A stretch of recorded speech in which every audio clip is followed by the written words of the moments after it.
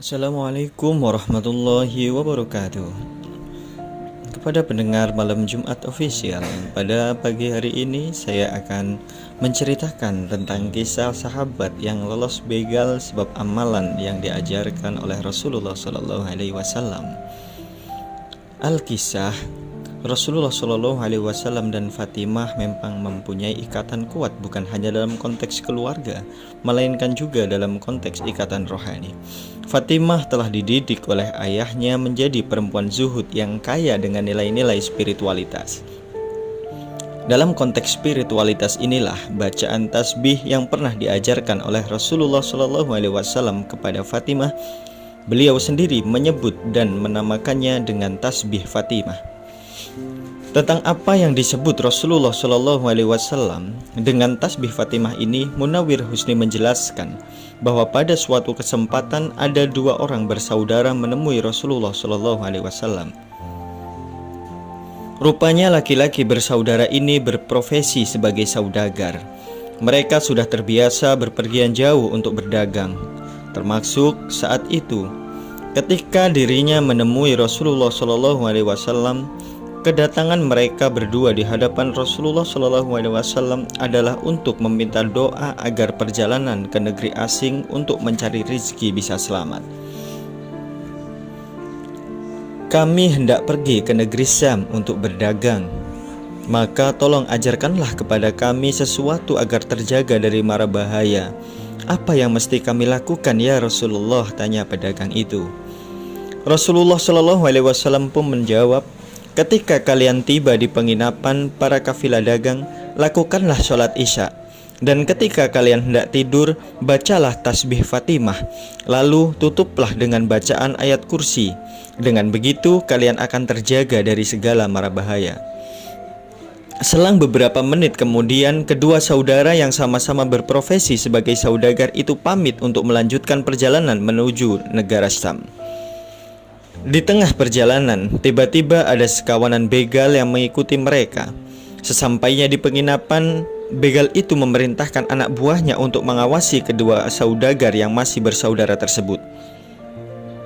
Begal yang mengintai melihat bahwa kedua saudagar itu hendak tidur karena kelelahan. Seperti yang dinasihatkan oleh Rasulullah, kedua saudagar itu sebelum memejamkan mata, masing-masing membaca tasbih Fatimah dan menutupnya dengan ayat kursi. Sungguh ajaib, tiba-tiba begal yang mengintai tersebut terkelabui pandangannya dan merasa seolah ada dinding yang menghalangi penglihatan dari dua saudagar yang sedang beristirahat. Si begal itu berusaha menyingkir dari posisinya semula, tetapi lagi-lagi yang ia lihat hanya bentangan tembok. Begal pengintai itu lalu menemui rombongannya dan menceritakan apa yang telah dialami.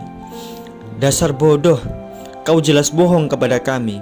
Sebenarnya kamu tidak mampu dan takut saja sehingga banyak alasan, kata teman-teman begal setelah menceritakan ceritanya.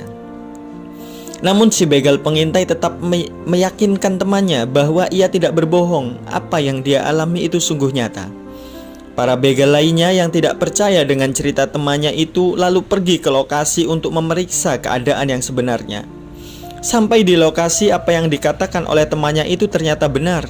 Mereka tidak mampu melihat dua saudagar itu karena di depan mereka hanya ada bentangan tembok. Karena itu mereka pun kembali ke persembunyiannya dengan tangan hampa dan berencana hendak kembali pada esok harinya. Di pagi hari, kawanan begal menemui dua saudagar tersebut. Mereka bertanya, semalam kalian berdua kemana saja?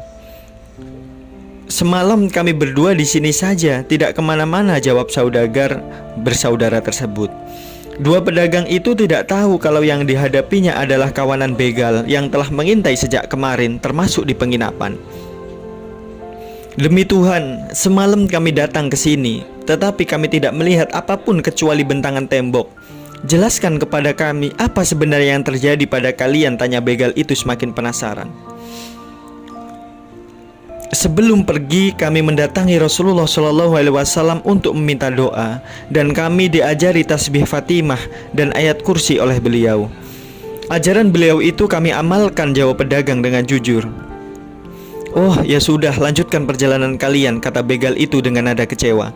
"Demi Tuhan, lantaran bacaan ini tak seorang begal pun yang mampu merampok kalian," imbuh mereka. Dari sini dua saudagar bersaudara itu baru tahu kalau yang dihadapannya adalah kawanan begal. Maka mereka pun sangat bersyukur bisa diberi doa oleh Rasulullah dengan tasbih Fatimah dan ayat kursi. Mereka tak bisa membayangkan bagaimana jadinya jika sebelum berangkat berdagang tidak sowan ke Rasulullah SAW terlebih dahulu. Sudah pasti dagangan mereka akan ludes dibegal oleh kawanan begal tersebut. Inilah salah satu khasiat tasbih Fatimah dan bacaan ayat kursi yang diajarkan oleh Rasulullah SAW.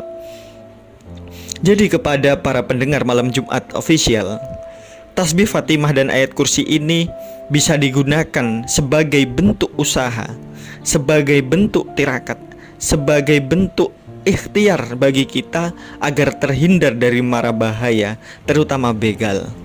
Apalagi di daerah kita yang makin banyak begal, tentunya alangkah baiknya kita mengamalkan amalan tersebut.